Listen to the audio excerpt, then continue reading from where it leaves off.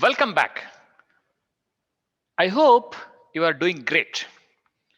In the previous lectures, we understood what is MapReduce, what is a mapper, and what is a reducer.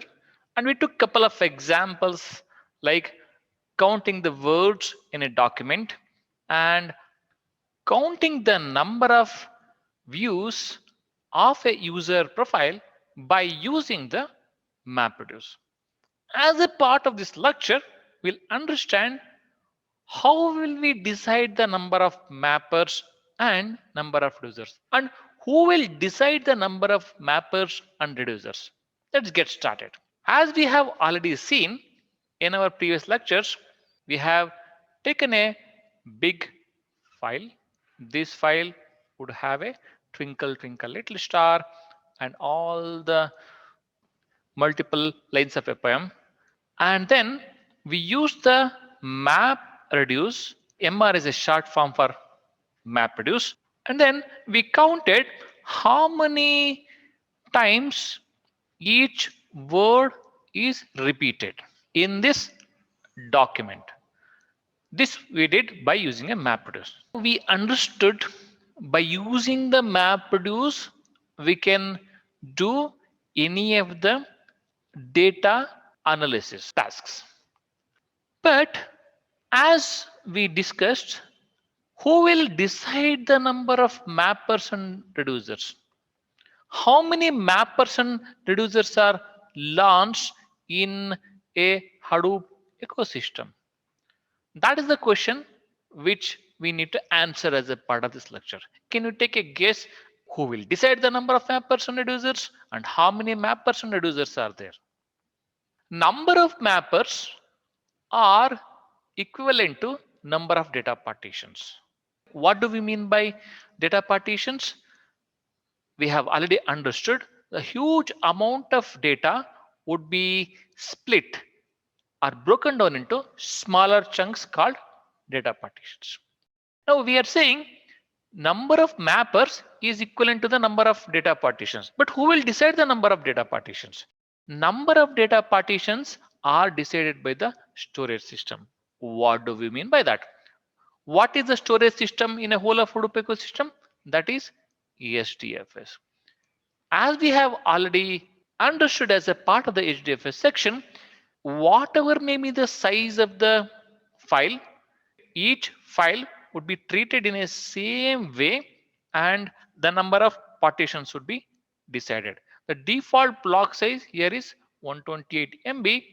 Depending upon the file size, the number of blocks would be determined. A number of partitions would be determined. Now, after storage system decides the number of partitions, equivalent number of mappers should be launched. So, user cannot control the number of mappers. It is decided by the framework depending upon the number of data partitions. Now, who will decide the number of reducers?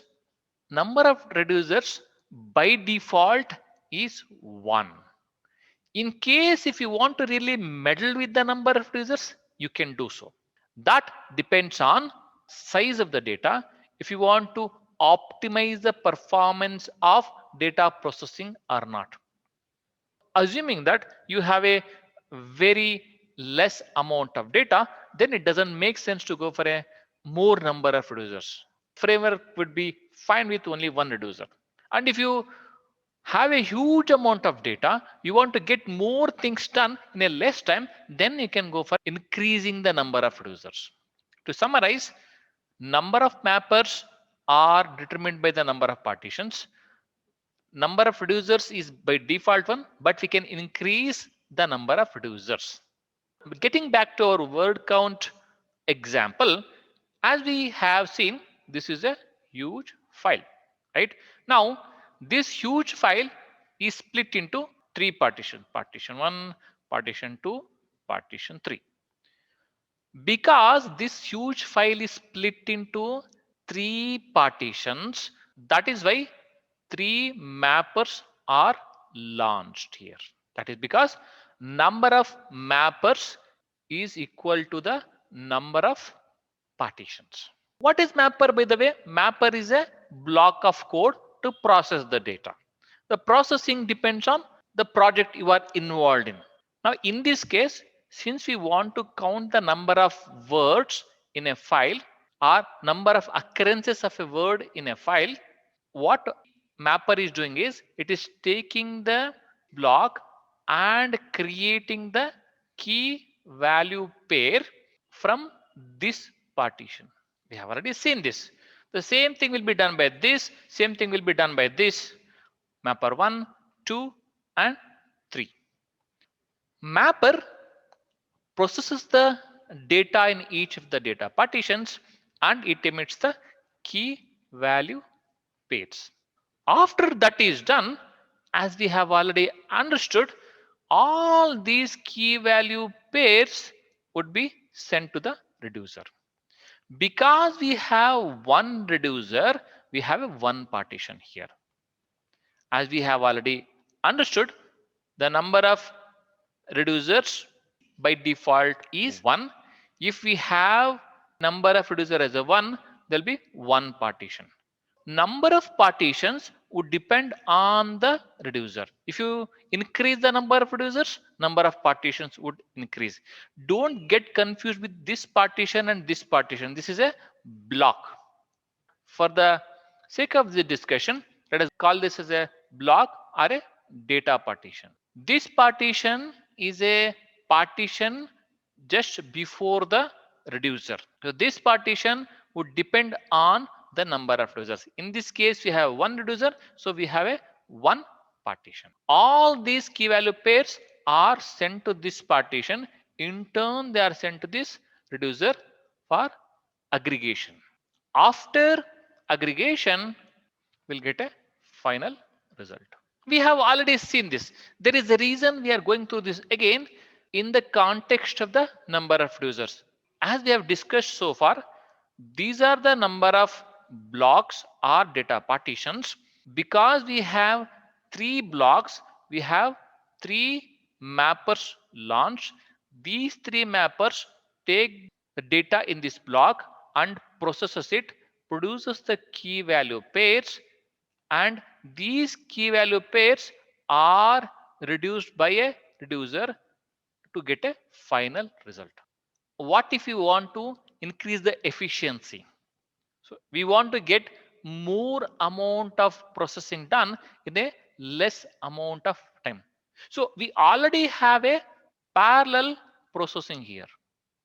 At this point, before this, we had only one reducer. So there is a parallelism here, but no parallelism here. To introduce the parallelism here as well, what we can do is we can have two reducers. As I said, number of reducers should be determined by the size of the data, or we want to optimize the performance or not. Now we have 3 mappers. 3 mappers are emitting key value pairs, and if we increase the number of reducers from 1 to 2, we'll have 2 partitions. Number of partitions would be equal to number of reducers. Because we have 2 reducers, we have 2 partitions. How does this whole aggregation work? Let us see that now. What exactly happens here is after mapper processes the data, we'll get a key value pairs. Then some of the key value pairs would be sent to partition 1. Some of them would be sent to the partition 2. This depends on what logic. We would discuss that in some time. Now, after mapper processes the data in a block or a data partition, a key value pair should be emitted. From those key value pairs, some of the data would be sent to partition. The same thing happens in this mapper also. The same thing happens in this mapper also. Some of them would be sent to partition 1, some of them would be sent to partition 2. Key value pairs from partition 1 would go to reducer 1. key value from partition 2 would go to reducer 2. That is how the processing happens. All the key value pairs from partition would go to reducer 1. All the key value pairs from the partition 2 would go to the reducer 2. After that, reducer 1 aggregates the key value pairs which it has received from the partition 1. It will create the output. Reducer 2 aggregates the result which it has received from the partition 2, and it aggregates the result and gives the file. As a user, we need to write a logic to combine these two files and get the final result. Essentially, we already had a parallel processing here, and we introduced parallel processing by increasing the number of reducers. Isn't it wonderful?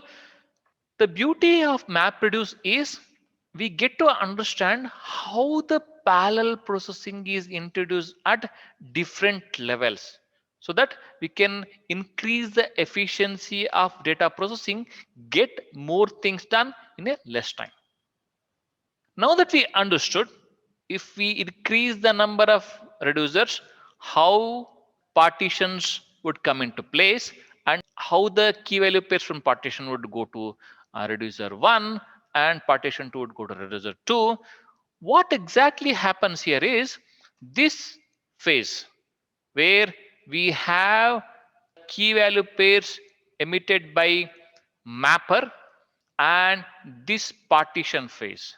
All these steps are taken care by the framework. Essentially, you are not doing anything until you really want to. So mapper code is written by a developer, reducer code is written by a developer, but steps in between the mapper and reducer is taken care by the framework itself. How it is taken care, we'll see that as a part of the next lecture. Wonderful. Thank you.